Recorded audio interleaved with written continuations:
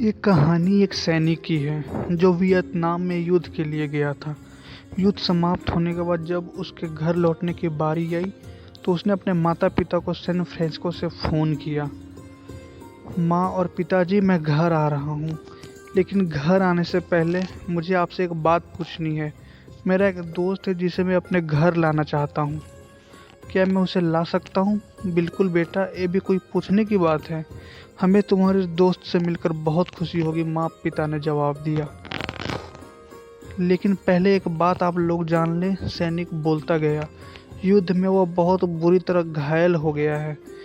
उसने एक बारूदी सुरंग पर पैर रख दिया था और उसमें उसने अपना एक हाथ और पैर गंवा दिया है। उसके पास कोई जगह नहीं है जहां वो जा सके, इसलिए मैं उसे अपने साथ रहने के लिए लाना चाहता हूँ। उसकी यह बात सुनकर उसकी माँ बोली, बेटा, तुम्हारे दोस्त के बारे में जानकर हमें बहुत दुख हुआ। हो सकता है हम उसके रहने के लिए कोई जगह तलाश कर सके। नहीं माँ, मैं चाहता हूँ वो हमारे साथ रहे।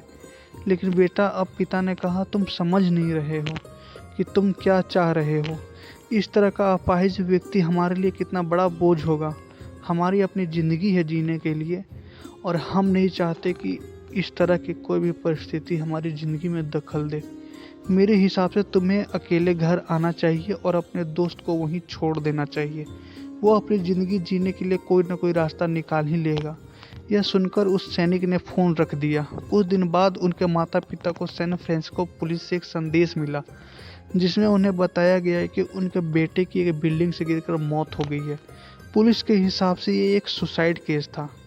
दुखी माता पिता ने तुरंत ही सैन फ्रांसिस्को के लिए फ़्लाइट बुक कराई और वहां पहुंच गए। वहां उन्हें शहर के मुर्दा घर ले जाया गया ताकि वो अपने बेटे की पहचान कर सके। उन्होंने उनकी पहचान कर ली, किंतु ये देखकर उनकी कपकपी छूट गई कि उनके बेटे का बस एक हाथ और एक पैर था।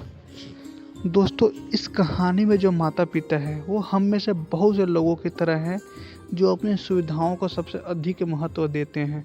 वे उन लोगों से प्यार करना या रहना या समय बिताना चाहते हैं जो देखने में अच्छे हैं, स्वस्थ हैं, या फिर जिनके साथ रहकर उन्हें मज़ा आता है।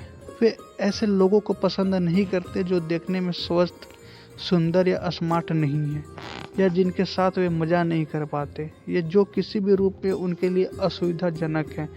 वे ऐसे लोगों से दूरी बनाकर रखते हैं। लेकिन कभी कभी उनके इसी व्यवहार के कारण उनके सामने ऐसी परिस्थितियां उत्पन्न हो जाती है जब उन्हें पछताना पड़ता है। आइए लोगों को जैसे हैं वैसे ही अपनाएं और ज़रूरत पड़ने पर उनकी मदद करें। Thanks for watching.